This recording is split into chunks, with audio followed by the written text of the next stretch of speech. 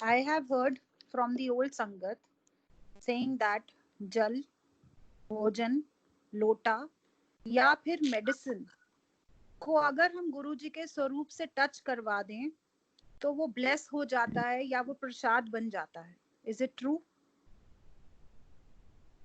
एक दफा जब यहाँ गोरा रूलर था ना, जब इंग्लैंड वाले यहाँ पे हमारे ऊपर हुक्मरानी करते थे और हमारा देश और ये हमारे वेस्ट वाला देश अभी अड नहीं हुआ था, जब हम दोनों एक थे और हमारा रूलर अंग्रेज था, तो उस वक्त जो अंग्रेज का यहाँ वो बड़ा होता था ना, जो ओवरऑल पूरे इंडिया को देखता था, उसको वायसराय कहते थे। वायसराय हिंद, हिंद का वायसराय या हिंद का वजीर या हिंद का वो गवर्नर या जो भी है। एक मर्तबा किसी बंदे ने ना उसकी पिक्चर, उसकी तस्वीर को जमीन पे रख के ना जूते मारे थे। वायसराय की पिक्चर को जमीन पे रख के उसने मारे जूते। अब हुकूमत भी गोरे की है ते गोरे दे वायसराय नूं तुसी गलियां दे विच रख के ते कुटन डै जे। जब उस गोरे को जूते मारे तो उस बंदे पे केस लग गया, कोर्ट में चला गया केस, और कोर्ट के अंदर जो उसका लायर था उसने उस अपने क्लाइंट के लिए जो प्ली ली वो ये थी कि जब जज ने उसको सुनाया कि जनाब इसने वायसराय हिंद की पिक्चर को 50 जूते मारे हैं, लिहाजा इसको 50 जूते लगाए जाएं, ये उससे जज ने पेनल्टी सुनाई कि इसने वायसराय हिंद के स्वरूप को, उसकी पिक्चर को, उसकी तस्वीर को 50 जूते मारे हैं, लिहाजा इसको 50 जूतों की सजा सुनाई जाए। तो लायर ने ये कहा कि जनाब ये जूते इस तरीके से लगाए जाएंगे जिस तरीके से वायसराय को लगाए गए। तो जज ने कहा कि जी वो कैसे लगाए गए हैं?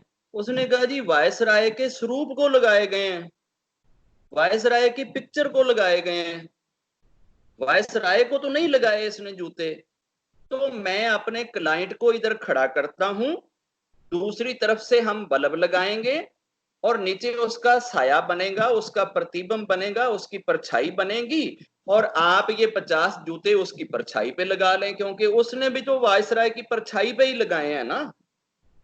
तो फिर वो 50 जूते जो हैं उस बंदे को खड़ा किया गया, एक तरफ से बल्ब ऑन किया गया, दूसरी तरफ उसका जो साया बना, उन्होंने उस साये के ऊपर 50 जूते मारे और अपने क्लाइंट को वो बाहर लेके आ गया कि जनाब हमारे क्लाइंट की सजा पूरी होगी।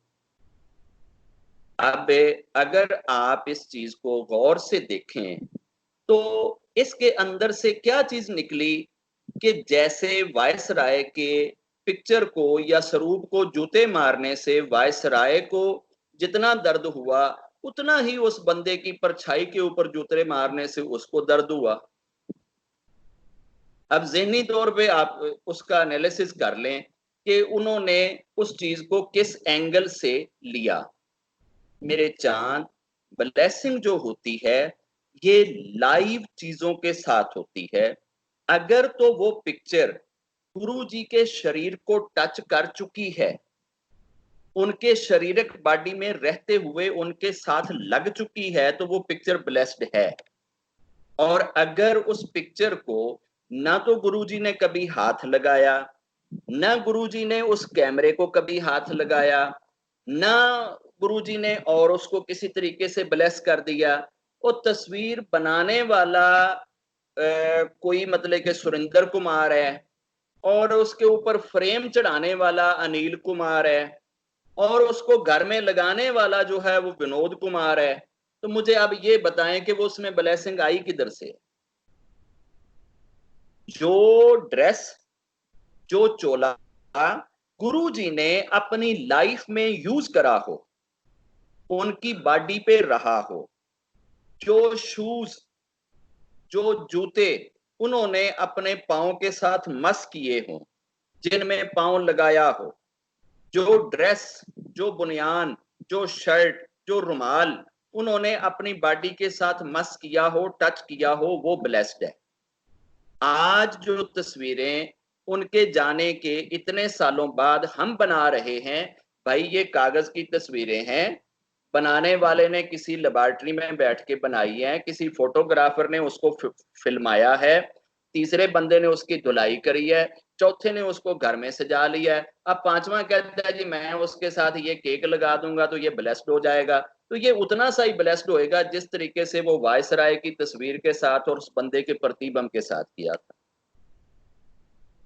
ये महज ढकोसले हैं, इन ढकोसलों की कोई वक़्त नहीं है।